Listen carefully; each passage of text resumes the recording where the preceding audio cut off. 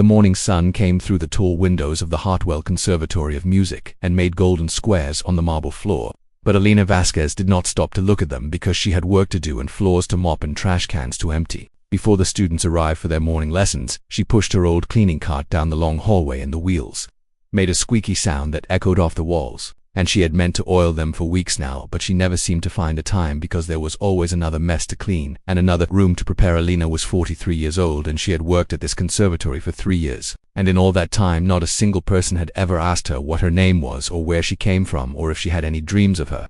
All the students walked past her every day with their violin cases and their sheet music folders and their expensive coffee cups, and they looked right through her as if she was made of glass, as if she was just another piece of furniture in this grand old building. She did not blame them for this because she had made herself invisible on purpose, and she had practiced the art of disappearing for so many years that it came as natural to her as breathing. Her uniform was gray and shapeless, and she kept her dark hair pulled back in a tight bun, and she never wore makeup or jewelry or anything that might make someone look at her twice. The conservatory was a beautiful place with high ceilings and crystal chandeliers and portraits of famous musicians on the walls, and every room was filled with the sound of music from morning until night. Lena heard it all as she worked.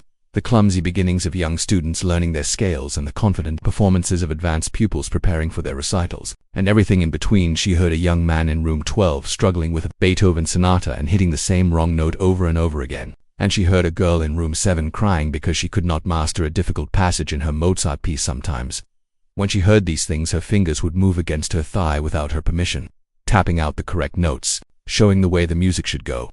But she always stopped herself and pushed her cart forward and kept her eyes on the floor. There was a time long ago when Alina knew music better than she knew her own face in the mirror, when her fingers could dance across piano keys like water flowing over stones, when the sound she made could fill a concert hall and bring people to tears. But that was another life and another woman, and she did not think about those days anymore because thinking about them was like touching a wound that would never heal. Head janitor was a tired old man named Frank who had worked at the conservatory for 20 years, and he was the only person who ever spoke to Alina with any kindness. He told her which rooms needed extra attention and which teachers were particular about how their spaces were cleaned, and he never asked her questions about her past, which she appreciated more than he would ever know on this particular morning.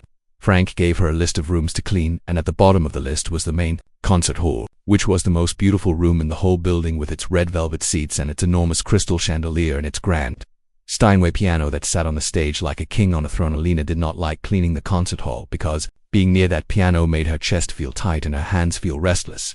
But she could not explain this to Frank, so she simply nodded and took the list and went about her work. The morning passed slowly, as mornings always did, with Alina moving from room to room like a ghost, wiping down music stands and emptying waste baskets and polishing the brass door handles until they shone. She liked the quiet of her work and the way it let her mind go empty and still, and she had learned over the years that an empty mind was a safe mind because it could not wander into dangerous memories. At noon she took her lunch break in a small closet near the back stairs where the cleaning supplies were kept, and she ate her simple sandwich of bread and cheese and drank water from a plastic bottle and listened to the muffled sound of a violin coming from somewhere above her. The music was beautiful and sad, and it made her think of things she did not want to think about, so she finished her lunch quickly and went back to work. In the afternoon, she cleaned the practice rooms on the second floor, and she could not help but hear the lessons taking place.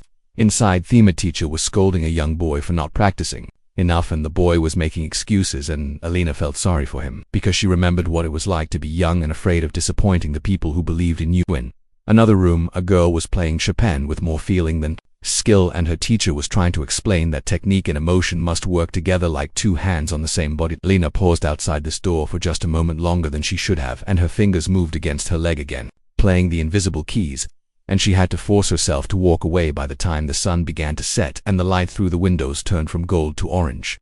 Alina had finished all the rooms on her list except for the concert. How she saved it for last, because she always saved it for last, putting off the moment when she would have to stand in that room with that piano and pretend that it meant nothing to her. She pushed her cart through the big double doors, and the hall was empty and quiet, and the chandelier was dimmed to just a soft glow. The piano sat on the stage in the half darkness, and it seemed to be waiting for something or someone, and Alina felt its pull like a rope tied around her heart. She cleaned the seats first, working her way down each row, picking up forgotten programs and candy wrappers and the occasional hair ribbon. And then she swept the aisles and polished the armrests and did everything she could to avoid going up on that stage. But finally there was nothing left to do except mop the stage floor and dust the piano. So she climbed the steps with her cart and her supplies, and she tried not to look at the instrument that had once been her whole world. The piano was covered with a thin layer of dust because no one had played it in several days, and Alina wiped it down with a soft cloth, moving carefully around the keys without touching them. Her hand trembled as she worked, and she could feel the music inside her trying to get out, pressing against her ribs like a bird in a cage. But she had kept that bird locked up for 20 years, and she was not going to let it fly free now. And she finished. She stood there for a moment in the silence and the dimness, and she looked at the rows of empty seats, and she could almost hear the applause of a crowd that existed only in her memory. Then she turned off the lights and pushed her cart out of the hall and closed the doors behind her and walked home through the dark streets to her small apartment, where no one was waiting for her and no music ever played. And that night, like every night, she lay in her bed and stared at the ceiling and listened to the silence and wondered if this was all her life would ever be. An invisible woman cleaning up after other people's dreams while her own dreams gathered dust in a locked room inside her heart. It was a Tuesday evening in late November when Elena discovered the piano in the storage room, and the discovery changed everything. Even though she did not know it at the time, she had been sent to the basement to find extra cleaning supplies, because they had run out of floor polish upstairs, and the basement of the Hartwell Conservatory was a maze of old rooms filled with forgotten things. There were broken music stands and dusty boxes of old programs and stacks of chairs with torn velvet seats, and there were closets full of costumes from student productions that no one remembered anymore. Elena walked through this underground world with a flashlight because some of the light bulbs had burned out and no one had bothered to replace them, and she felt like an explorer in a tomb full of buried treasure. She found the cleaning supplies in a closet near the back stairs, but on her way out she noticed a door she had never seen before. Half hidden behind a pile of old curtains, something made her stop and push the curtains aside and try the door handle, and to her surprise it was not locked. The room inside was small and cold and filled with shadows, and at first Elena could not see what was there because her flashlight was weak and the darkness was thick. But then she moved the beam of light across the room and she saw it sitting in the corner like a forgotten friend waiting to be remembered. It was an old upright piano, covered with dust and cobwebs, with yellowed keys and a cracked wooden case and a bench that had lost one of its legs. Elena felt her heart stop in her chest, and then start again with a painful thump, and she stood in the doorway for a long time just looking at this sad and broken instrument. She knew she should turn around and leave and forget she had ever found this room, because pianos were dangerous things for her, and getting close to one was like getting close to a fire when you have already been burned. But something stronger than fear pulled her forward, and before she knew what she was doing, she was standing in front of the piano and reaching out to touch its dusty surface. The wood was cold under her fingers, and she could feel the years of neglect in every crack and scratch, and she wondered how long this piano had been down here alone in the dark. She sat down on the broken bench very carefully so it would not collapse under her weight, and she looked at the keys that had once been white but were now the color of old bones. Her hands hovered over the keyboard, but she did not let them touch the keys. Not yet, because she was afraid of what might happen if she did. She remembered the last time she had played a piano, 20 years ago in another country in another life, and the memory was so painful that she had to close her eyes and take deep breaths until it passed. When she opened her eyes again, she noticed that several of the keys were broken or missing, and that the piano was badly out of tune, and that it would take a lot of work to make it playable again. And somehow this made her feel better, because a broken piano was safer than a working one, and fixing something broken was different from playing something whole. She went home that night and could not sleep, because she kept thinking about the piano in the basement, and by morning she had made a decision that surprised even herself. She would fix the piano, not to play it, but just to save it from its sad and lonely fate, because every instrument deserved to be cared for, even if no one ever played it. Over the next several weeks, Elena began a secret project that became the center of her life. She spent her lunch breaks researching piano repair on the old computer at the public library, and she spent her small savings on tools and supplies from a music shop across town where no one knew her. She bought wood, glue and felt, and wire strings and special polish, and she carried these things to the conservatory in her bag and hid them in the storage room where no one ever when every night after her shift ended she would sneak down to the basement and work on the piano by the light of a small lamp she had brought from home. She fixed the broken leg on the bench first because that was the easiest job, and then she moved on to the harder work of repairing the keys and the hammers and all the tiny pieces inside the piano that made it work. Her hands remembered things her mind had tried to forget, and she found that she still knew how a piano was supposed to feel and sound. Even after all these years of silence, she replaced the broken strings one by one and tuned each note by ear because she could not afford a proper tuning device, and she was amazed to discover that her ear was still sharp and truther.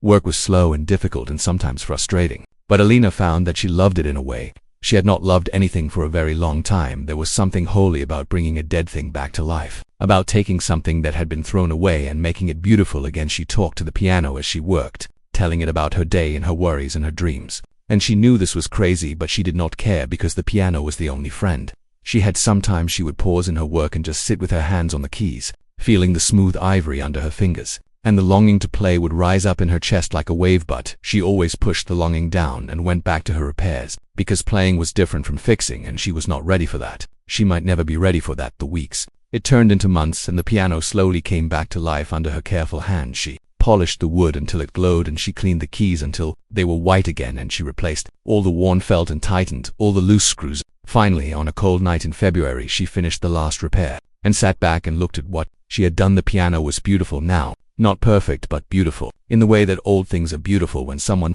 has loved them back to health. Sat on the bench and placed her hands on the keys and felt the cool, smooth surface against her skin. The room was silent and dark, except for her little lamp, and she was alone with this instrument she had saved from death. She could feel the music inside her pressing against her chest, begging to be let out after 20 years of captivity, and her fingers trembled with the effort of holding it back. She thought about her mother and father and little brother, and she thought about the night they died and the promise she had made to herself never to play again. She thought about the girl she used to be, the one who had won competitions and played for presidents and been called a genius by people who should know. That girl was dead now, as dead as her family, and Alina had buried her, along with everything else she had lost. But the piano did not know any of this. The piano only knew that someone had fixed it, and someone was sitting at its keys, and someone was ready to make music. Alina pressed down on one key, just one, and the note rang out in the darkness, like a bell calling people to prayer. The sound was pure and clear, and it went straight into her heart and broke something open that had been locked tight for 20 years. Tears began to fall down her cheeks, and she did not try to stop them, because she knew that some tears need to fall, some grief needs to come out, some wounds need to bleed before they can heal. She did not play any more notes that night, just that one note over and over again, listening to it ring and fade and ring again. When she finally stopped and closed the lid and turned off her lamp, she knew that something had changed inside her, even if she did not know what it was. Yet she walked home through the cold, dark streets with tears still wet on her face, and for the first time in 20 years she felt something that might have been hope. The piano was fixed and it was waiting for her, and maybe someday she would be brave enough to play it, or maybe she would not. But either way, she had done something good, and that was enough for now. She fell asleep that night with the sound of that single note still ringing in her ears, and she dreamed of her mother sitting beside her on a piano bench, teaching her how to make music with her small child hands. And in the dream, her mother smiled at her and said that she was proud of her. And Alina woke up crying, but for the first time in a long time, there were not tears of sadness but tears of something else, something that felt almost like peace. Spring came to the city, and the trees outside the Hartwell Conservatory burst into pink and white blossoms, and the students seemed happier now that the cold winter was over and the sun stayed in the sky a little longer each day. Lena continued her quiet life of cleaning and invisibility, and she continued her secret visits to the piano in the basement, though she still had not found the courage to play more than a few scattered notes. The conservatory was busier than usual because the annual spring recital was coming up and all the students were practicing extra hard, and all the teachers were stressed and short-tempered. Lena had to clean up more messes than usual, spilled coffee and torn sheet music and broken pencils, and she did not mind because she understood that artists under pressure sometimes made messes. There was a group of young teachers at the conservatory who had become friends with each other, and they often gathered in the faculty lounge during their breaks to complain about their students and gossip about each other. The leader of this group was a man named David Chen, who was 32 years old and handsome and talented and knew it. David had studied at the best music schools and had won several important competitions when he was younger, and he had come to the Hartwell Conservatory 3 years ago to teach piano while he worked on his career as a concert performer. He was a good teacher when he wanted to be, but he was also arrogant and sometimes cruel, and he liked to make jokes at other people's expense because it made him feel important. The other teachers in his group were Sarah, who taught violin, and Michael, who taught cello, and Jennifer, who taught voice, and they all looked up to David and laughed at his jokes even when they were not funny. Alina knew these teachers because she cleaned their practice rooms and emptied their trash cans, and they had never once looked at her face or spoken to her directly to them. She was just the cleaning lady, a nameless woman in a gray uniform who existed only to make sure their spaces were tidy on a warm afternoon in April. Alina was cleaning the hallway outside the faculty lounge when she heard voices coming through the open door. She did not mean to listen, but the voices were loud and the hallway was quiet, and she could not help but hear what they were saying. David was complaining about one of his students, a young boy named Tommy, who was struggling with his piano lessons and seemed to have no natural talent for the instrument. "I do not know why his parents keep paying for lessons," David said in his smooth, confident voice. "The boy has fingers like sausages and ears like a deaf elephant, and he will never be a real pianist no matter how much he practices." The other teachers laughed at this, and Sarah said that she had students like that too, students who should have been pushed towards sports or accounting instead of music. "Some people are just not meant to make music," Michael agreed. "They do not have the gift and no amount of teaching can give it to them." Alina felt her chest tighten as she listened to these words, because she remembered teachers who had believed in her when she was young, teachers who had never said such cruel things about their struggling students. She pushed her mop across the floor and tried to focus on her work, but the voices from the lounge kept pulling at her attention. "You know what is funny?" David said, and Elena could hear the smile in his voice. Sometimes I think the cleaning lady could do better than Tommy. At least she probably has cleaner hands. The others laughed again, and Elena felt her face grow hot with shame, even though she had done nothing wrong. Maybe we should get her to give him lessons, Jennifer said in a joking tone. Maybe she has secret piano skills she has been hiding from us all these years. Oh yes, David replied with a loud laugh. The mysterious cleaning lady who was actually a famous concert pianist in disguise. I think I saw that movie once more. Laughter filled the lounge and Elena gripped her mop handle so hard that her knuckles turned white. She wanted to walk away, but her feet seemed frozen to the floor, and she stood there listening as these teachers made fun of her and her simple life. Seriously though, David continued, can you imagine someone like her sitting at a piano and trying to play? She probably does not even know what a piano is. She probably thinks it is just another piece of furniture to dust.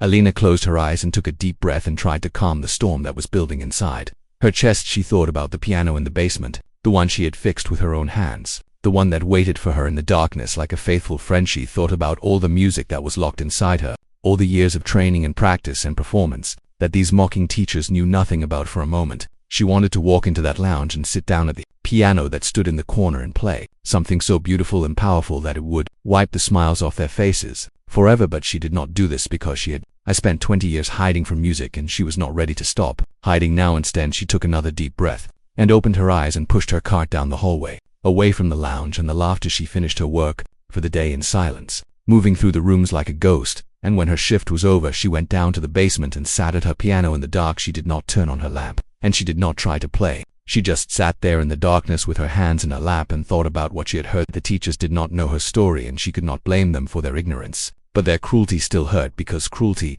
always hurts no matter who it comes from. She thought about the boy named Tommy who was struggling with his lessons, and she felt sorry for him because having a teacher who did not believe in you was one of the worst things that could happen to a young musician. She remembered her own teachers, the ones who had seen something special in her when she was just a small girl in a poor neighborhood in Santiago, the ones who had fought to get her scholarships and opportunities and had never given up on her even when she made mistakes. Though teachers had changed her life, and she wondered what would have happened to her if they had been cruel like David. If they had mocked her and called her talentless and given up on her before she had a chance to bloom, maybe she would have become invisible long before she chose to become invisible. Maybe she would have given up on music before music gave up on her. She sat in the darkness for a long time thinking these thoughts, and slowly something began to change inside her. The shame she had felt while listening to the teachers began to transform into something else, something that felt like anger but was also mixed with sadness and determination. She thought about all the students at the conservatory who were struggling, all the young people who were being told they were not good enough, and she wished she could help them somehow, but helping them would mean coming out of hiding, and coming out of hiding would mean facing everything she had run away from,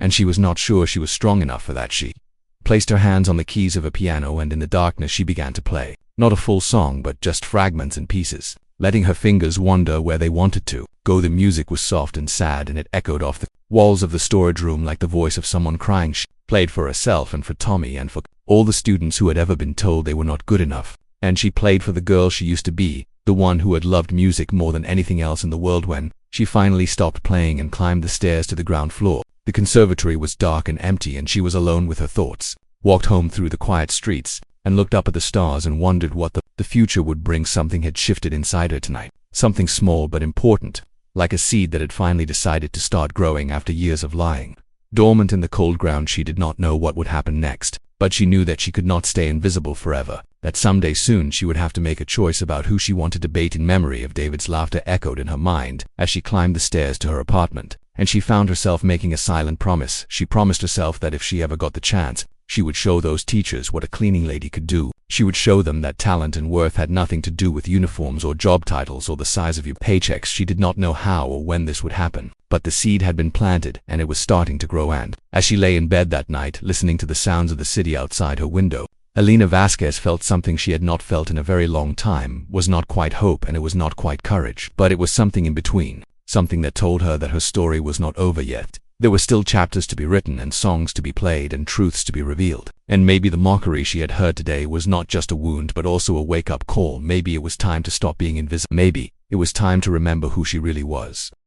The Open Arts Day at the Hartwell Conservatory was one of the biggest events of the year, a day when the doors were open to the public and everyone was invited to celebrate music and creativity. The hallways were decorated with colorful banners and the practice rooms were turned into performance spaces, and there were tables set up with refreshments and programs and information about the conservatory's courses performed in every corner of the building, some alone and some in groups. and the air was filled with the sound of violins, and cellos and flutes and pianos all playing at once. Parents came to watch, their children and music lovers came to discover new talent, and journalists. We came to write about the event for the local newspapers. Elena had been dreading this day for weeks because it meant more work and more people and more chances for something to go wrong. She had been assigned to help with setup and cleanup, which meant she had to be at the conservatory from early morning until late at night. She wore her gray uniform as always and kept her head down and tried to stay out of everyone's way. Moving through the crowds like a shadow, the main concert hall had been transformed into a showcase for the conservatory's best students. And throughout the day, different performers took turns playing on the beautiful Steinway piano that Alina knew so well. She stood at the back of the hall sometimes, pretending to check on the refreshment table, really just listening to the music and watching the young pianists with a mixture of pride and longing. Some of them were very good, and some of them were just okay, and Alina could hear every mistake they made and every note they got right. She thought about what she could do on that piano if she ever had the courage to sit down and play. But she pushed the thought away because today was not about her. Around 4 o'clock in the afternoon, when the crowds were at their biggest and the energy in the building was at its highest, Alina was asked to clean up a spill. In the main hall, someone had dropped a glass of punch near the front row and it had splashed across the floor and onto several chairs. Alina gathered her supplies and hurried to the hall, hoping to clean up the mess quickly before the next performance began. She was on her hands and knees wiping the floor when she heard a familiar voice behind her, a smooth, confident voice that made her stomach tighten with dread. Well. David Chen said loudly enough for everyone around him to hear. Look who we have here, our dedicated cleaning lady, hard at work. As always, Elena did not look up. She just kept wiping the floor and hoped he would go away, but David was in a playful mood and he who had an audience and he was not going to let this opportunity pass. He said to the group of teachers and students who had gathered around him. I was just saying to my colleagues the other day that we should invite our cleaning staff to participate in Open Arts Day. After all, it is supposed to be open to everyone. Some people laughed nervously and others looked uncomfortable, but David was enjoying himself too much to notice. What do you say? He called out to Ali. Would you like to play something for us on the piano? I am sure we can make room in the schedule for a special performance. Alina felt her face burn with embarrassment and she kept her eyes on the floor and shook her head without speaking, but David was not going to give up that eyes, and he walked over and stood right next to her with his hands on his hips. Come on, he said in a voice that was trying to sound friendly but had a sharp edge underneath. This is Open Arts Day. Everyone is welcome to participate. Surely you must have some hidden talent you have been keeping from us. More people had gathered now, drawn by the commotion, and Alina could feel their eyes on her like weights pressing down on her shoulders. She stood up slowly and tried to speak, but her voice came out as barely a whisper. No thank you, she said. I should get back to work. But David reached out and took her arm, not roughly but firmly, and he steered her toward the stage where the grand piano was waiting. Nonsense, he said with a big smile. Everyone should have a chance to express themselves through music. That is what this day is all about. The crowd parted to let them through, and Alina felt like she was walking to her own execution, with every step bringing her closer to the thing she feared most. Sarah and Michael and Jennifer were standing near the stage, and they were all smiling with anticipation, waiting to see what would happen. This should be interesting, Sarah whispered to Jennifer, and they both giggled like schoolgirls. Lena tried to pull away, but David's grip was firm and there were too many people watching and she did not want to cause a sign. She found herself standing at the edge of the stage looking up at the piano, that beautiful, terrible piano that held so many memories and so much pain. Go on, David said, giving her a gentle push. Just play something simple, a nursery rhyme or chopsticks or whatever you know. We will not judge. The crowd laughed at this and Alina felt tears prick at the corners of her eyes, but she forced them back because she would not cry in front of these people. She climbed the steps to the stage and her legs felt like they were made of water and her hands were trembling at her sides. The piano loomed before her, black and shining and perfect, and she could almost hear it calling to her, asking her to remember who she used to be. She looked out at the crowd and saw dozens of faces looking back at her, some curious and some amused and some embarrassed on her behalf. She saw David at the front with his arms crossed and his smile wide, waiting to see her fail. She saw Sarah and Michael and Jennifer whispering to each other and trying not to laugh, and she saw something else too. A young boy standing at the back of the crowd with tears in his eyes, a boy she recognized as Tommy, the student David had mocked so cruelly. Tommy was looking at her with an expression that broke her heart, an expression that said he knew exactly how she felt because he had felt it too. In that moment, something changed inside Alina. Something that had been building for months finally reached its breaking point. She thought about all the times she had been invisible, all the times she had been ignored and overlooked and dismissed. She thought about the piano in the basement that she had fixed with her own hands, and the music that had been locked inside her for 20 years. She thought about her mother and father and brother, and she heard her mother's voice in her head, saying the words she had said so many times when Alina was young, never be ashamed of who you are. Her mother had always told her, "Your gift comes from God and no one can take it away from you." Alina sat down on the piano bench and the crowd grew quiet, waiting for the disaster they were sure would come. Her hands hovered over the keys and she could feel the cool, smooth ivory beneath her fingertips. David was still smiling, still waiting to see her make a fool of herself, and then Alina made a choice. A choice that would change everything. She would not play chopsticks or a nursery rhyme or any of the simple songs they expected from a cleaning lady. She would play the piece that had made her famous, the piece she had performed for presidents and kings, the piece that had once brought 10,000 people to their feet in a concert hall in Vienna. As she closed her eyes and took a deep breath and placed her hands on the keys, and then Elena Vasquez, the invisible woman, the cleaning lady who no one had ever noticed, began to play Rachmaninoff's Piano Concerto No. 2. The first notes rang out in the silence like thunder, powerful and precise and absolutely perfect. The crowd gasped as one, a sound of pure shock and disbelief. David's smile froze on his face and then slowly melted away as the music poured from the piano like water from a broken dam. Alina played with her eyes closed, her fingers flying across the keys with a speed and accuracy that seemed impossible. She played from memory because she had played this piece 1,000 times before, in concert halls around the world, for audiences who had paid fortunes to hear her. The music filled the hall and echoed off the walls and wrapped around every person there, like a living thing that was beautiful and terrible and heartbreaking all at once, a sound that reached into people's chests and grabbed their hearts, and would not let go. Students who had studied for years stood with their mouths open, were unable to believe what they were hearing. Teachers who had spent their lives dedicated to music felt tears running down their cheeks, and David Chen, the arrogant young teacher who had wanted to humiliate a cleaning lady, stood frozen in place with his face as white as paper. Lena played on, lost in the music, transported to another time and another place where her family was still alive and the world was still full of possibilities. She played for her mother who had first placed her hands on a piano when she was 3 years old. She played for her father who had worked 3 jobs to pay for her lessons. She played for her little brother who had always been her biggest fan. She played for herself, for the girl she had been and the woman she had become, and all the years in between. The concerto built to its climax and the final notes rang out like bells announcing something new and wonderful and terrifying, and then there was silence. Alina opened her eyes and looked out at the crowd and saw that everything had changed. No one was laughing anymore, no one was smiling with mockery or amusement. There were tears and open mouths and faces that showed pure wonder and amazement. Chen looked like he had seen a ghost, because in a way he had seen the ghost of Elena Morrow, the child prodigy from Santiago, rise up from the ashes of Elena Vasquez. The silence after the last note faded lasted for what felt like an eternity, a silence so deep and complete that Elena could hear her own heartbeat pounding in her ears. She sat at the piano with her hands still resting on the keys, afraid to move, afraid to breathe, afraid to face what she had just done. For 20 years she had hidden from the world, and in 5 minutes she had torn down every wall she had built around herself. The first sound that broke the silence was a single clap, coming from somewhere at the back of the hall. Alina looked up and saw Tommy, the young boy who had been crying earlier, bringing his hands together with tears still streaming down his face. Then another person clapped, and another, and suddenly the whole hall erupted in thunderous applause. People jumped to their feet and cheered and shouted, and some of them were crying and some of them were laughing with pure joy. Alina had heard applause many times in her life, in concert halls from Santiago to Vienna to New York, but she had never heard anything like this. This was not polite appreciation or professional admiration. This was raw and real, and it came from the hearts of people who had just witnessed something they could not explain. She stood up from the bench on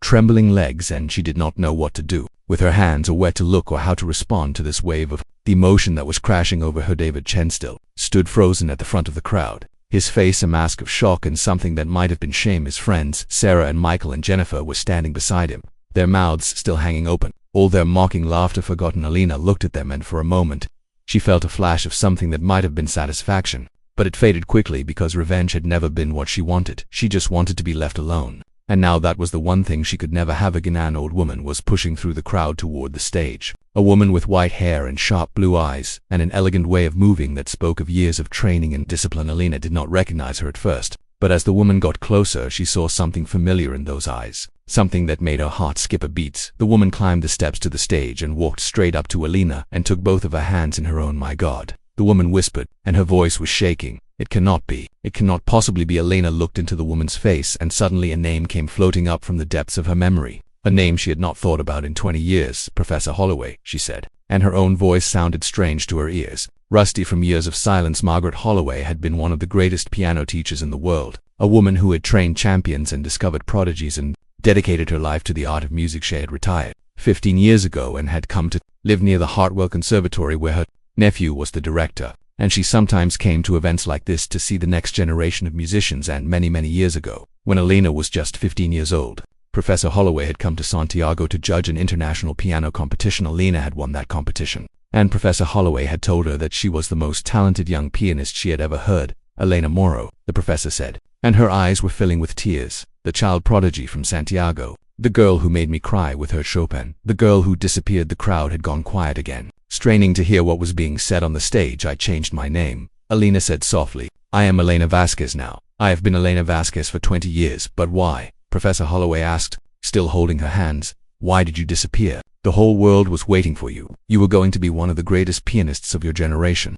Alina felt the tears she had been holding back finally begin to fall, hot and fast down her cheeks. There was an accident, she said, and the words hurt to speak. My family, my mother and father and brother, they were driving to see me perform. There was a truck. They did not survive. Professor Holloway made a small sound of pain and pulled Alina into her arms, holding her like a mother holds a child. I could not play after that, Alina continued, speaking into the professor's shoulder. Every time I sat at a piano, I saw their faces. I heard my mother's voice. I felt my brother's hand on my shoulder, and I could not bear it. So you gave it all up, the professor said softly. You gave up your gift and your career and everything you had worked for. I thought if I stopped playing, I could stop hurting, Elena said. I thought if I became invisible, the pain would go away. And did it work? The professor asked, pulling back to look into her eyes. Alina shook her head, and more tears fell. No, she admitted. The pain never went away. I just learned to live with it. I just learned to pretend it was not there. The crowd was completely silent now, everyone straining to hear the conversation on the stage. David Chen had not moved from his spot at the front,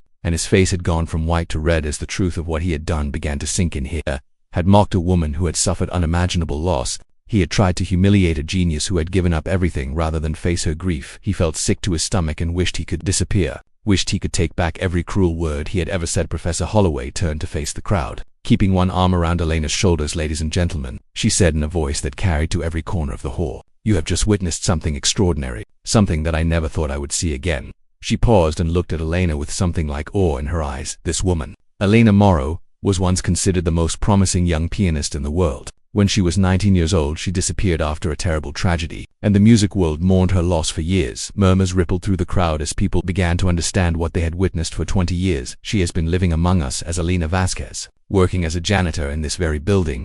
Invisible to all of us, the murmurs grew louder, and Elena could hear people saying her name, her real name, the name she had buried along with her family. And today, by some miracle or some act of fate, she has returned to us. Professor Holloway turned back to Elena and took her hands again. My dear girl, she said, I do not know what made you play today, and I do not know if you will ever play again, but I want you to know something. She squeezed Elena's hands tightly. Your mother and father and brother would be so proud of you. They would be so proud of the music you made today, and they would want you to keep making music. They would want you to share your gift with the world. Elena closed her eyes, and for a moment she was back in Santiago, sitting at the old piano in her family's small apartment, with her mother beside her and her father listening from the kitchen and her little brother dancing around the room. She could hear her mother's voice, saying the words she had said 1,000 times. Music is love made audible. My darling, when you play, you are sending love out into the world, and love never dies. Love always finds its way home. Elena opened her eyes and looked out at the crowd, at all the faces watching her with wonder and compassion and hope. She looked at Tommy standing at the back, still crying, still clapping his hands together even though everyone else had stopped. She looked at David Chen, who could not meet her eyes, who was staring at the floor with shame burning on his face. She looked at the piano, black and beautiful, waiting for her as it had always waited on. She knew that her mother was right. Love never dies. Love always finds its way home. She did not know what would happen next. She did not know if she was ready to come back to the world she had left behind, but she knew one thing for certain. She knew that the music inside her could not stay locked away any longer. It was time to let it out, time to let it fly, time to let it heal the wounds that had been bleeding for 20 years.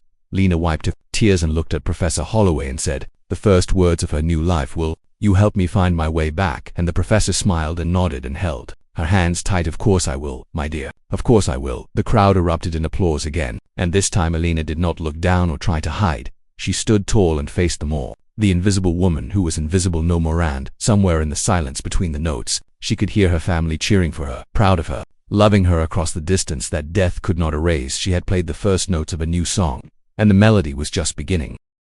The days after the Open Arts Day performance were the strangest days of Elena's life, stranger even than the dark days after her family died. Stranger than the years of hiding in silence, news of what had happened spread through the conservatory like wildfire, and by the next morning everyone knew the story of the cleaning lady who was actually a world-famous pianist student, pointed at her in the hallways and whispered to each other behind their hands. And teachers who had never looked at her before now stared at her with wide eyes whenever she passed. Alina tried to keep working, tried to push her cleaning cart through the halls as if nothing had changed. But everything had changed, and she could not pretend otherwise. The director of the conservatory, a nervous little man named Harold Winters, who was Professor Holloway's nephew, called her into his office on the second day. He sat behind his big desk and fidgeted with his pen and could not seem to look her in the eye. "Mrs. Vasquez," he said, and then stopped and shook his head. Miss Morrow.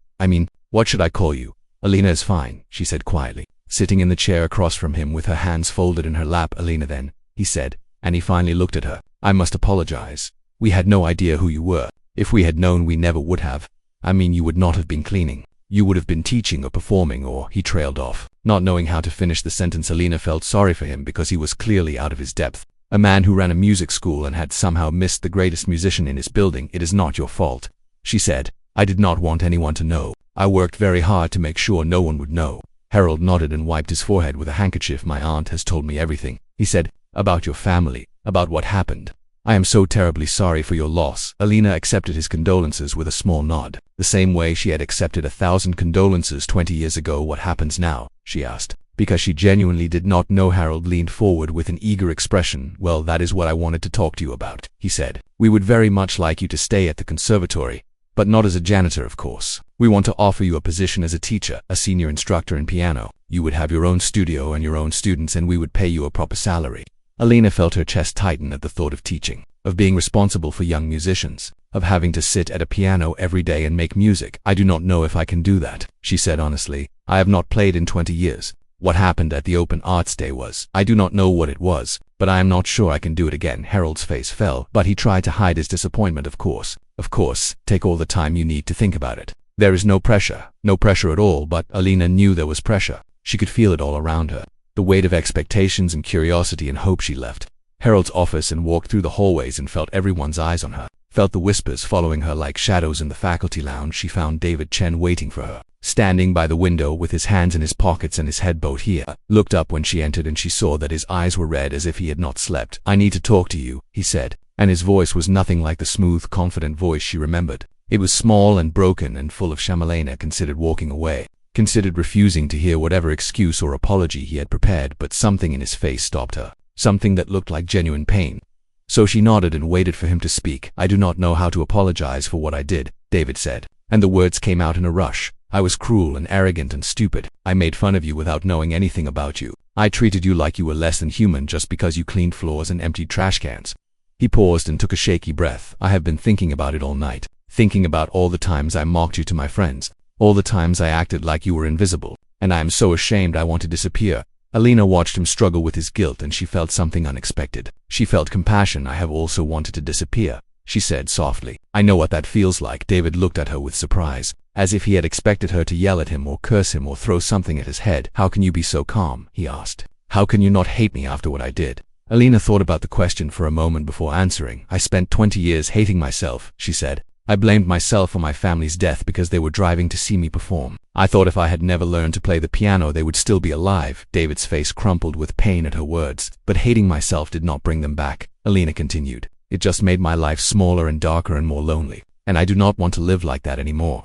She looked at David with eyes that had seen too much sorrow to hold on to anger. "You are cruel to me." "That is true, but I do not think you are a cruel person. I think you are a scared person who uses cruelty to hide his fear." David stared at her as if she had just read his deepest secrets. "How do you know that?" He whispered. "Because I was the same way once," Alina said. "When I was young and talented and everyone told me I was special, I sometimes looked down on people who were not as gifted as me. I thought my talent made me better than others." She paused and smiled a sad smile. "Then I lost everything, and I learned that talent means nothing if you do not have love, that being special means nothing if you are alone." David sank into a chair and put his head in his hands. "I have been teaching for 10 years, he said, "and I do not think I have ever really helped anyone. I have just been showing off, proving how good I am, making myself feel important." "It is not too late to change," Alina said. "It is never too late to become the person you want to be." David looked up at her with something like hope in his eyes. "Do you really believe that?" Alina nodded. "I have to believe it," she said, "because if it is too late for people to change, then it is too loo late for me too, and I am not ready to give up on myself, not yet." They sat in silence for a while. two people who had been strangers an hour ago, but who now shared something deeper. Finally, David stood up and held out his hand. I know I do not deserve your forgiveness, he said, but I want you to know that I am going to try to be better. I am going to try to be the kind of teacher my students deserve. Alina took his hand and shook it. That is all any of us can do, she said. Try to be better than we were yesterday. David left the lounge and Alina stood by the window looking out at the courtyard where students were walking in, talking and carrying their instruments. She thought about Harold's offer and about David's apology and about all the changes that were happening so fast she could barely keep up. She thought about the piano waiting for her in the basement, the one she had fixed with her own hands, the one that had helped her find her way back to music, and she thought about her family, about her mother's smile and her father's laugh and her brother's silly jokes. They would want her to teach. She realized they would want her to share her gift with others. They would want her to help young musicians find their way just as her teachers had helped her. She made a decision in that moment. Standing by the window with the sunlight warm on her face, she would not hide anymore. She would not be invisible anymore. She would step out of the shadows and into the light. She would teach and maybe, just maybe, she would learn how to live again. Professor Holloway invited Alina to her home for tea on a rainy Sunday afternoon, and Alina found herself walking through the wet streets with an umbrella over her head and a storm of memories in her heart. The professor lived in a beautiful old house near the river, with ivy climbing up the walls and a garden full of roses and a grand piano visible through the front window. Alina stood on the doorstep for a long moment before she found the courage to ring the bell. The door opened and Professor Holloway stood there with a warm smile, looking exactly as Alina remembered her from 20 years ago. Older, yes, but with the same sharp eyes and elegant posture. Come in, the professor said, taking Alina's umbrella and hanging up her coat. I have been waiting for this visit for a very long time. She led Alina into a sitting room filled with books and photographs and awards from a lifetime in music. Alina looked around at the pictures on the walls, pictures of the professor with famous musicians and conductors and composers, and she felt small and out of place in this room full of history. Sit down, my dear, the professor said, gesturing to a comfortable chair by the fireplace. I will make us some tea and then we will talk. While the professor was in the kitchen, Alina noticed a photograph on the mantelpiece that made her breath catch in her throat. It was a picture of herself at 15 years old, standing on a stage with a gold medal around her neck, taken at the competition in Santiago where Professor Holloway had first discovered her. She picked up the photograph with trembling hands and stared at the girl in the picture, the girl with the bright eyes and the hopeful smile, the girl who had no idea what was coming. I kept that picture all these years, Professor Holloway said, returning with a tray of tea. I showed it to my students and told them about the most talented young pianist I had ever heard, the one who got away. Alina set the picture down and wiped her eyes. I did not get away, she said. I ran away. There is a difference. The professor poured the tea and handed Alina a cup. Tell me what happened, she said gently. Tell me about the night your family died. You do not have to, if it is too painful, but I think it might help you to talk about it. Alina wrapped her hands around the warm cup and stared into the amber liquid. She had never told anyone the full story. Not the police who came to the hospital, not the counselors who tried to help her, not anyone, but sitting here with this kind old woman who had believed in her when she was just a child. Alina felt something loosened inside her chest. It was December, she began, and her voice sounded far away even to her own ears. I was performing at a concert hall in Buenos Aires. It was supposed to be my big debut, the concert that would launch my international career. She paused and took a sip of tea to steady herself. My family drove from Santiago to see me. It was a long drive, but they wanted to be there. My little brother Miguel was so excited he could not sleep the night before. The memories came flooding back, bright and sharp and painful. The concert was sold out, 2,000 people waiting to hear me play, and I kept looking at the side of the stage waiting for my family to arrive, but they did not come. Tears began to roll down her cheeks, but she did not stop talking. I played anyway because I did not know what else to do. I played Chopin and Liszt and Rachmaninoff, and the audience loved it. They gave me a standing ovation. Her voice broke, and she had to take a moment to breathe. When I came off the stage, there was a policeman waiting for me. He had a terrible look on his face, and I knew before he said anything that something was wrong. Professor Holloway reached out and took Alina's hand. A truck driver had fallen asleep at the wheel. Alina continued. He crossed into the wrong lane and hit my family's car head-on. My mother and father died instantly. My brother lived for 3 hours, but his injuries were too severe. She looked up at the professor with eyes full of ancient pain. I was taking my bows while my brother was dying. I was smiling and waving at the audience while my family was being pulled from the wreckage. I was accepting flowers and congratulations while everything I loved was being destroyed. Professor Holloway squeezed her hand tightly. It was not your fault, she said firmly. You could not have known. You could not have done anything to stop it. I know that now, Alina said. But for 20 years I could not forgive myself. I thought if I had never learned to play the piano, they would not have been on that road that night. I thought my gift had killed them. She set down her teacup and wiped her face with her hands. So I gave it up. I gave up music, and I gave up my name, and I gave up everything that reminded me of who I used to be. I came to America and I found the most invisible job I could find, and I tried to disappear, but you did not really disappear, the professor said softly.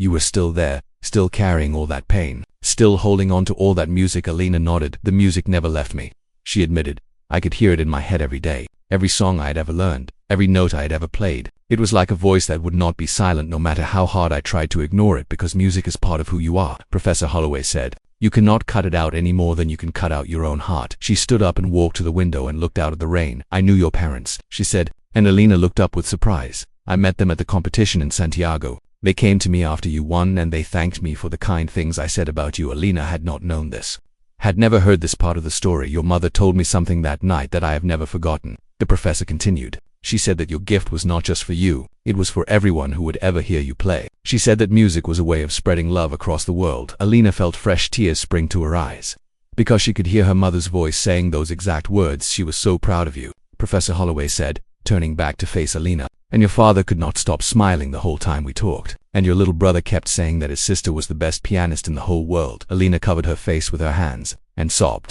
really sobbed, for the first time in 20 years. All the grief she had locked away, all the tears she had refused to cry, all the pain she had buried under work and silence and invisibility, came pouring out of her. Professor Holloway came and sat beside her and held her while she cried, saying nothing, just being there. When the storm of tears finally passed, Alina felt lighter than she had felt in 2 decades, as if she had been carrying a heavy stone inside her chest and had finally set it down. I have been so afraid, she whispered, afraid that if I played again I would remember too much, afraid that the music would destroy me. And now? The professor asked gently. Lena looked at the piano by the window, the beautiful grand piano that reminded her of all the pianos she had loved in her life.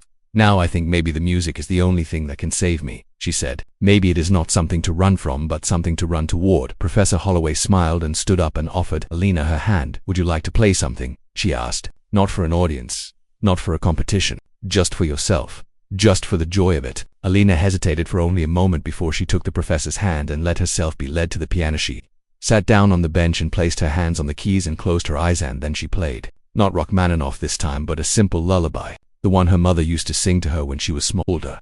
Notes floated through the room like soft rain, and Alina felt her family all around her, felt their love wrapping around her like a blanket. She was not running anymore. She was finally coming home. 2 weeks after the Open Arts Day performance, Alina was sitting alone in the basement storage room with her piano when she heard footsteps on the stairs. She stopped playing and listened, her heart beating fast because no one ever came down here. No one even knew about this room. The door creaked open and David Chen stepped inside, blinking in the dim light of Elena's small lamp. I am sorry, he said quickly. I did not mean to intrude. I heard the music and I followed it. I did not know this room was here. Alina looked at him standing there in his expensive clothes with his perfect hair, and she remembered the man who had mocked her in the faculty lounge, the man who had tried to humiliate her in front of everyone. But that man seemed like a stranger now, and the person standing before her looked different, smaller somehow, humbler. How did you find this place? She asked. I was walking in the basement looking for old sheet music, David said, and I heard something beautiful coming from behind the walls. I thought I was imagining it at first. He looked around the small room at the cleaning supplies and the dusty boxes and the old piano that Alina had brought back to life. You fixed this piano yourself? He asked, and there was wonder in his voice. Ina nodded. It took me months, she said. It was broken and forgotten. Like me, I suppose. David walked closer and ran his hand along the wood of the piano. It is beautiful now, he said. You saved it. Alina did not know what to say to this, so she said nothing. David stood there for a long moment, shifting his weight from foot to foot like a nervous child. I have been thinking about what you said to me, he finally said, about being scared and using cruelty to hide it. You were right about me. He sat down on an old box across from Alina and put his head in his hands. I have been thinking about why I became a musician and why I became a teacher, and I do not like the answers I have found. Alina waited for him to continue. I started playing piano when I was 5 because my parents told me I had to, David said. They were both musicians and they expected me to be one too. They pushed me so hard, practiced for hours every day, competitions every month. They never asked me if I was happy. They only asked if I was winning. His voice was bitter with old wounds, and I was winning. I won everything. I was the golden child, the prodigy, the one everyone expected great things from. He looked up at Alina with pain in his eyes, but somewhere along the way I stopped loving the music.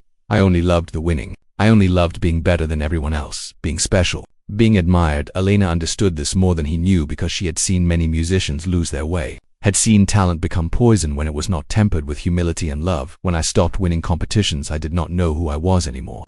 David continued. So I became a teacher. But I was a terrible teacher because I did not really care about my students. I only cared about proving that I was still the best. He laughed a small, sad laugh, and then you played at the Open Arts Day and I realized that I had never been the best, that there were people in this world whose talent made mine look like a candle next to the sun. Alina shook her head. Talent is not a competition, she said. My mother taught me that when I was young. She said that every musician has their own voice and their own gift, and comparing yourself to others only leads to bitterness. Your mother sounds like a wise woman. David said she was, Alina replied, and the sadness in her voice made David look away.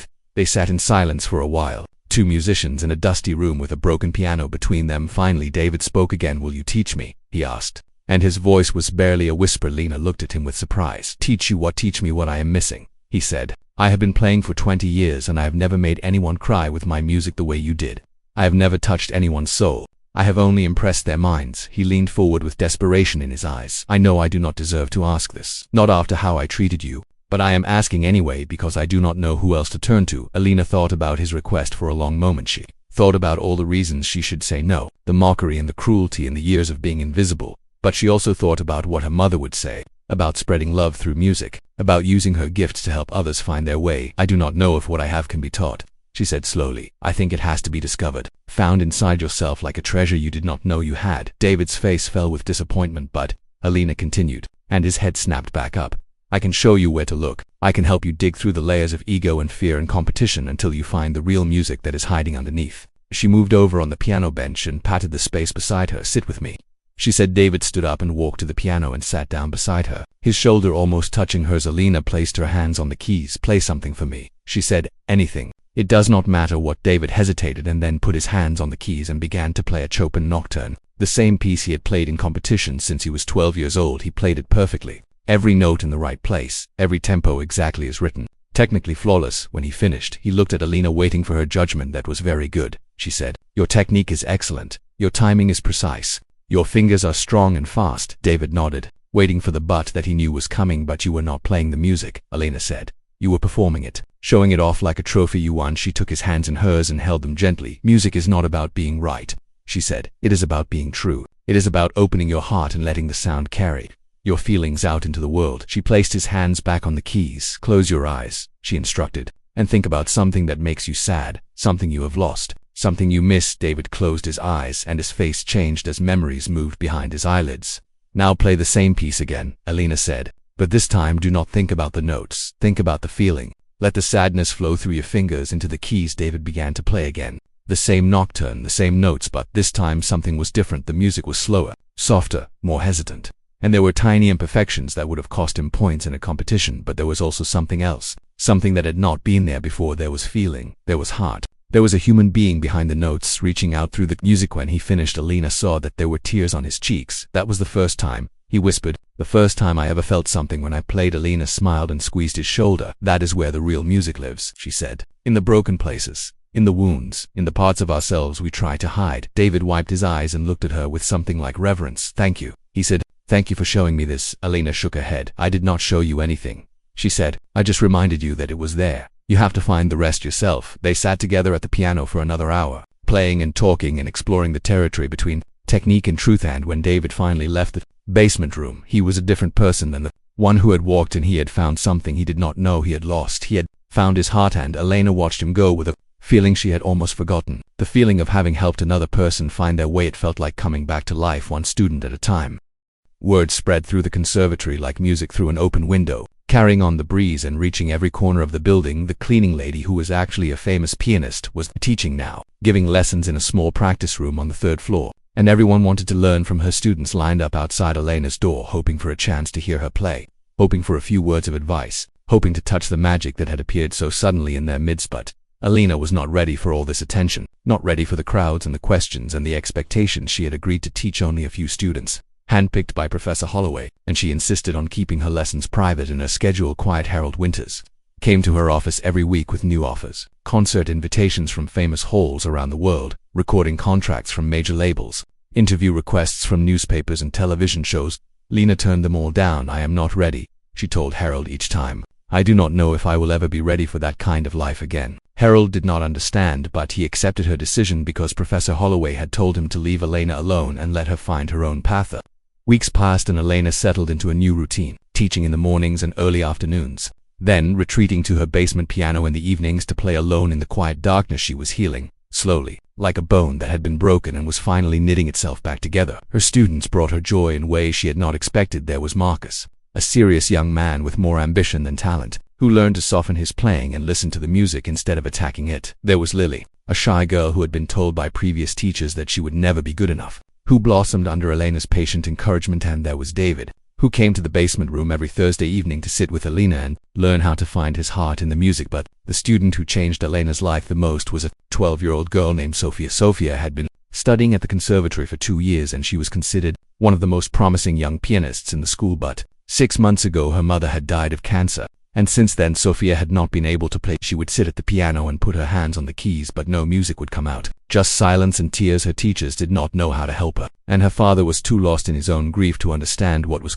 happening. Professor Holloway brought Sophia to Elena on a gray afternoon in October. This girl needs something that I cannot give her, the professor said. But I think you can. Elena looked at Sophia standing in the doorway with her red-rimmed eyes and her trembling hands, and she saw herself 20 years ago, a girl destroyed by loss, a musician silenced by grief. Come in, Elena said softly, and close the door behind you. Sophia walked into the room and sat down on the chair across from Elena's desk, keeping her eyes on the floor. I know you do not want to be here, Elena said. I know that everyone has been pushing you to play again and you hate them for it. Sophia looked up with surprise because no one had ever said these words to her before. I also know that you think you will never be able to play again, Elena continued, that the music died when your mother died and nothing can bring it back.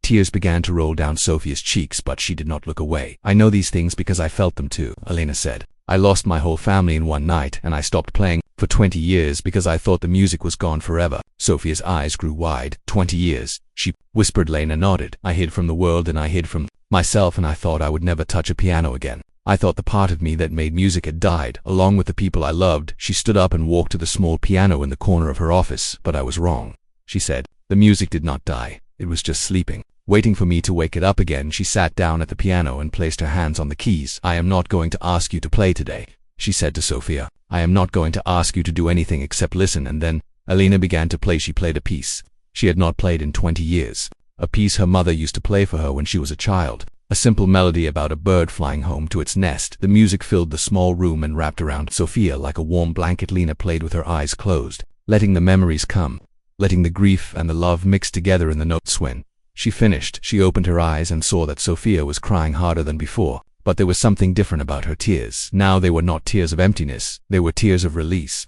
tears of something breaking open inside her. My mother used to sing to me, Sophia said through her tears. She had a terrible voice, but I loved it anyway. I loved it because it was hers. Elena came and sat beside her. Tell me about her, she said. Dan. Sophia did. She talked about her mother for an hour, about her smile and her laugh and her terrible cooking and her wonderful hugs and all the little things that made her who she was. Lena listened and nodded and sometimes shared her own memories of her own mother, and the two of them sat together in their grief and found that it was lighter when Sophia finally stopped talking. She looked at the piano in the corner with a different expression on her face. Do you think the music is still inside me? She asked. Do you think it is just sleeping, like yours was? Elena smiled and took Sophia's hand.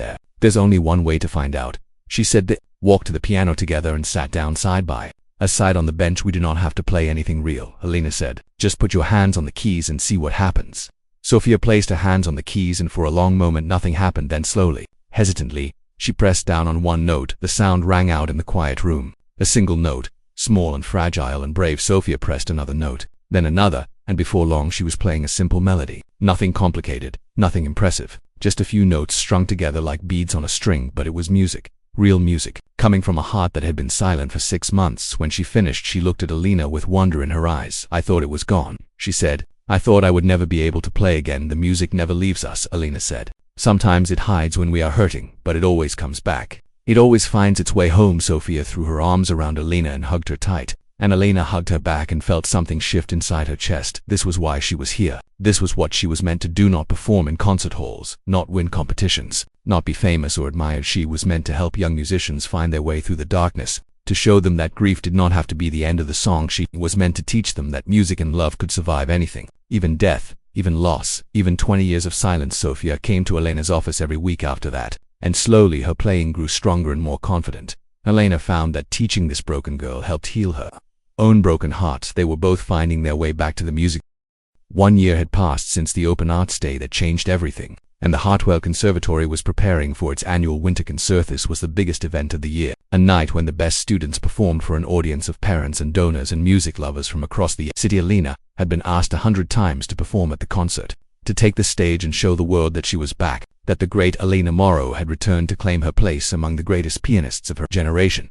But she had refused every time. This night is for the students, she told Harold Winters. It is not about me. Instead, she had spent months preparing her students for the concert, working with them for hours every day, helping them find the heart in their music. Sophia was going to perform for the first time since her mother's death, playing a piece she had chosen herself, a song her mother used to love. Marcus was going to play a Beethoven sonata that he had been working on for 6 months, finally ready to share it with an audience. And David was going to perform too, not as a teacher showing off but as a musician who had finally found his soul. The concert hall was packed on the night of the performance, every seat filled, people standing along the walls. Alina sat in the back row where no one would notice her, wearing a simple blue dress instead of her gray uniform, her hair loosed around her shoulders. For the first time in years, Professor Holloway sat beside her, holding her hand. "Are you nervous?" the professor asked, terrified. Alina admitted, "But not for myself, for them. I want them to do well. I want them to feel what I felt when I first performed. That moment when the music leaves your fingers and enters the hearts of strangers." The lights dimmed and the concert began. One by one, Alina's students took the stage and performed, and one by one they exceeded every expectation. Marcus played his Beethoven with power and precision, but also with feeling, and when he finished, the audience erupted in applause. Lily played a Debussy piece so delicate and beautiful that people in the front row wiped tears from their eyes. David performed a Chopin nocturne that was nothing like the perfect empty performance he used to give. It was raw and real and full of all the pain and hope he had discovered in himself. And then it was Sophia's turn. The 12-year-old girl walked onto the stage in a white dress with her dark hair braided down her back, and she looked so small and fragile under the bright light. She sat down at the grand piano and adjusted the bench and placed her hands on the keys. Alina held her breath and squeezed Professor Holloway's hand so hard it must have hurt. So began to play. The piece was a simple one, not technically difficult, not the kind of music that won competitions or impressed critics, but it was the song her mother used to love, and Sophia played it with all the love she had for the woman who was no longer there to hear it. The melody floated through the silent hall like a prayer, like a letter sent to heaven, like a daughter saying goodbye and hello at the same time. When Sophia finished the last note, there was a moment of complete silence, a moment when no one breathed or moved, and then the applause began, louder than any applause that night. A standing ovation for a brave little girl who had found her way back to the music. Sophia stood up and took her bow, and her eyes searched the crowd until she found Alina sitting in the back row. The girl smiled, a real smile, the first real smile Alina had seen on her face since they met. Alina smiled back and felt tears running down her cheeks and did not bother to wipe them. Why, after all the students had performed, Harold Winters took the stage to thank everyone for coming. "Before we close tonight's concert," he said, "I want to ask one more person to play for us." Alina felt her heart stop. Many of you know the story of Elena Vasquez, the woman who worked as a janitor in this building for 3 years, the woman who turned out to be the legendary pianist Alina Morrow. Murmurs rippled through the audience. Alina has refused every invitation to perform tonight, saying that this event is for our students, not for her. Harold smiled and looked toward the back of the hall. "But our students have asked me to make one final request on their behalf. Alina, will you please come to the stage and play something for us? Not as a performer, but as a teacher, as someone who has given so much to our community this year." Every head in the audience turned to look at her. Alina felt frozen in her seat, unable to move, unable to breathe. Professor Holloway squeezed her hand. "You do not have to do this," the old woman whispered, "but I think you are ready. I think you have been ready for a while now." Alina looked at the stage and saw her students standing there, Marcus and Lily and David and Sophia, all of them watching her with hope and love in their eyes. She thought about her mother and father and brother, about the night they died, and all the years she had spent running from the music sheet. Thought about the piano in the basement that she had fixed with her own hands, about the first note she had played in 20 years, about all the steps she had taken to get to this moment. And she stood up. The audience parted to let her through, and she walked down the aisle toward the stage, feeling like she was walking through a dream. She climbed the steps and crossed to the piano and sat down on the bench. Her students gathered around her, standing behind her like a guard of honor. "I am not going to play a solo tonight," Alina said into the microphone, and her voice was steady even though her hands were shaking. "This night belongs to my students, and I will not take that away from them." She looked at Sophia standing beside her. "But I will play with one of them, if she will have me." Sophia's eyes went wide with surprise and joy. "Will you play with me?"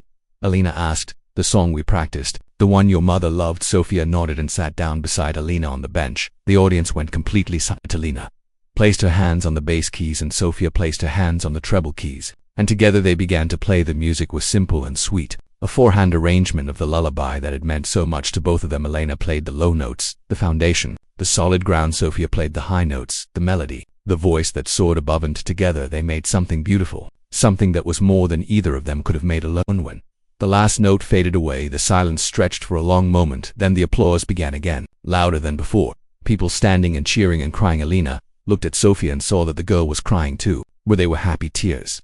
Healing tears. She put her arm around Sophia and pulled her close. Your mother would be so proud of you, Elena whispered. So would yours, Sophia whispered back. The audience kept applauding, but Elena barely heard them. She was thinking about her family, about how much they would have loved to be here tonight, how proud they would have been to see what she had become. But then she realized something she had not understood until this very moment. They were here in every note she played, in every student she taught, in every heart she touched with her music. They were here because love never dies, because music carries our hearts across the distance that separates the living from the dead. Lena stood up and took Sophia's hand, and together they took their bound as the applause washed over them like a wave. Alina finally understood what her mother had been trying to tell her all those years ago. Music is love made audible, and love always finds its way home. Later that night, long after the audience had gone and the lights had been dimmed and the building had grown quiet, Alina made her way down to the basement one last time. She walked through the dark hallways to the storage room and opened the door and turned on her little lamp. The piano was there, waiting for her as it always was. She sat down on the bench and placed her hands on the keys she had cleaned and repaired and brought back to life, and she played softly, just for herself, just for the joy of it. The music floated up through the old building and out into the night sky, and mixed with the stars. Alina played the lullaby her mother used to sing, the one about coming home, and somewhere in the silence between the notes, she heard her mother's voice joining in. She was not invisible anymore. She was not running anymore. She was finally home.